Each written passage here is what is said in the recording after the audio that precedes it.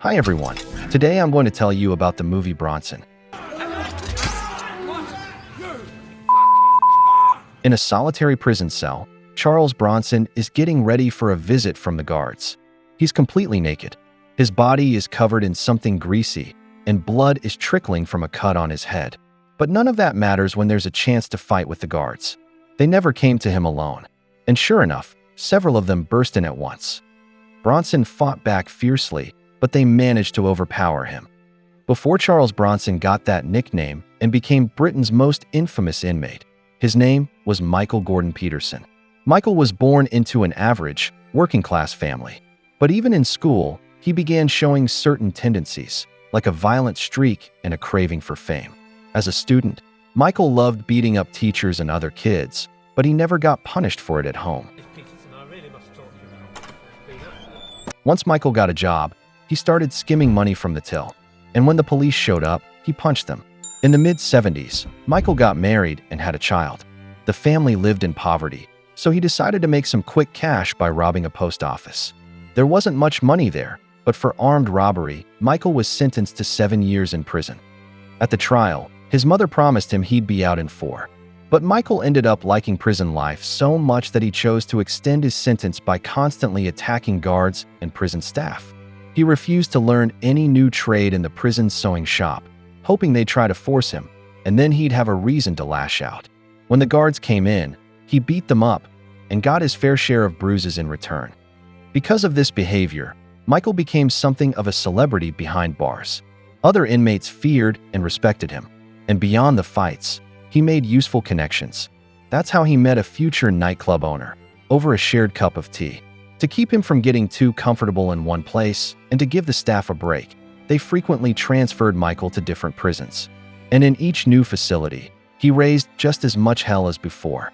Newspapers started writing about him, and Michael realized his dream had come true. He was famous. When the prison authorities had finally had enough, they sent Michael to the place he probably should have been from the beginning, a psychiatric hospital. But Michael didn't like it there. The other patients weren't very sociable. The staff didn't respect him, and they injected him with drugs that caused extreme salivation and dehydration. He refused to take pills on principle. But unlike prison, where guards would beat him into compliance, the psych ward staff simply sedated him and injected him intramuscularly. After a while, Michael became obedient and quiet. He didn't even care about the dances they held for the patients. All he wanted was to escape, and eventually, he made it happen. He simply had to choke one of the other patients a little, and he was transferred to another clinic. But that wasn't Michael's goal. He believed that for such an offense, they'd send him back to prison. Instead, he was locked in solitary for 26 years without trial or investigation.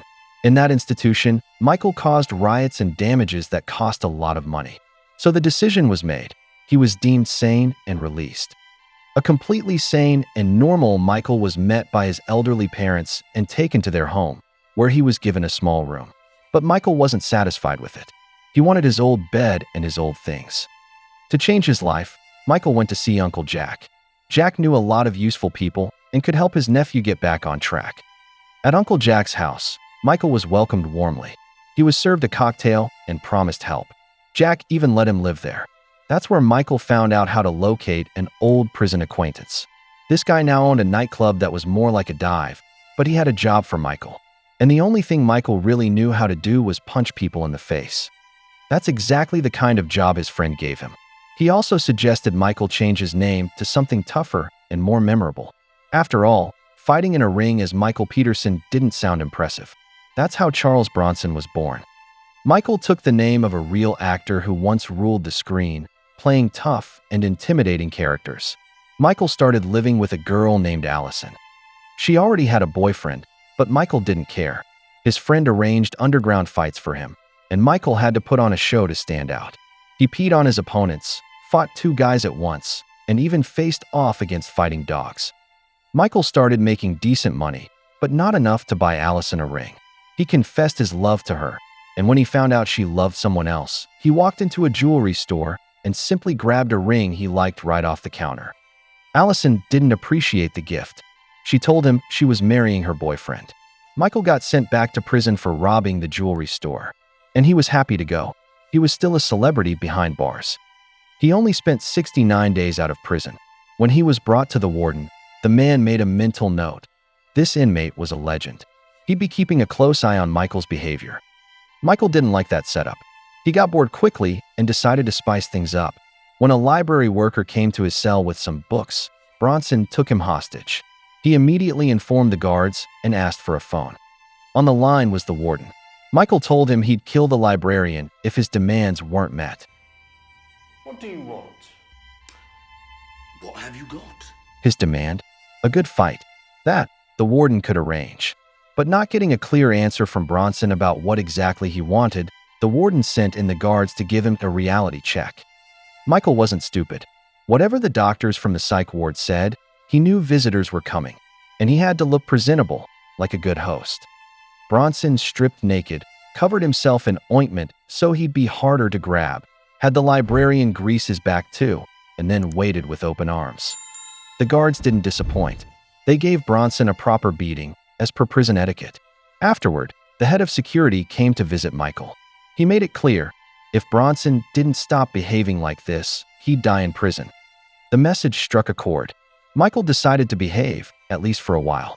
After serving his time in solitary, he started attending the prison's creative arts group. He even discovered a talent for visual art. Michael's drawings were unique, but they caught the attention of the group's instructor. Encouraged by this man, Bronson kept drawing. The instructor even tried to show his art to the warden. He wanted to help Bronson get an early release. But Michael wasn't inspired by art. The instructor told him that if he kept quiet and kept attending classes, he might be set free soon. Realizing that freedom might actually be within reach, Bronson reverted to his old ways. But this time, he expressed himself creatively. While the instructor was preparing tea, Michael tied him up. Then Bronson got naked again, covered himself in black paint, put on glasses and a hat, and waited for the guards. When the warden arrived, Michael demanded they play music for him. Enjoying the melody, Bronson got creative. He painted the hostage's face, drew eyes on his eyelids, and put his hat on him. Once he got bored of tormenting his victim, Michael let the guards in and had a good workout fighting them off. It was an epic battle. After that, Bronson was sure he'd never see the outside world again. In the end, prison fulfilled all of Michael Peterson's wishes. Under the name Charles Bronson, he became famous and constantly quenched his thirst for violence. At the time the film about him was made, Michael had spent 34 years in prison, 30 of them in solitary confinement. His release date is still unknown. Charles Bronson is officially recognized as Britain's most violent and notorious inmate. That's all for today. Subscribe and leave a like if you want more videos like this.